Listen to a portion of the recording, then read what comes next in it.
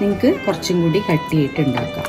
ഇനി ഇത് തിളപ്പിക്കേണ്ട കേട്ടോ, ചെറുതായിട്ടൊന്ന് ചൂടായി കഴിഞ്ഞാൽ സ്റ്റവ് ഓഫ് ചെയ്യാം. നന്നായിട്ട് മിക്സ് ചെയ്തു. ഞാനൊന്ന് ടേസ്റ്റ് ചെയ്ത് നോക്കി, എരിവ് പാകത്തിനുണ്ട്.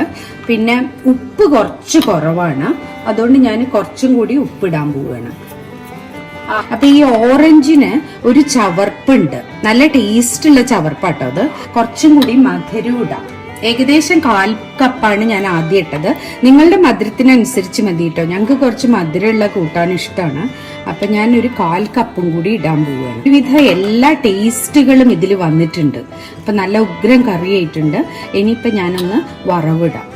അപ്പൊ ഞാൻ പച്ചടിയിലേക്ക് വറവിടാൻ പോവുകയാണ്. അപ്പൊ വെളിച്ചെണ്ണ ചൂടാക്കി എടുത്തിട്ടുണ്ട്. ഏകദേശം ഒരു 2 ടീസ്പൂൺ വെളിച്ചെണ്ണ ഉണ്ട്.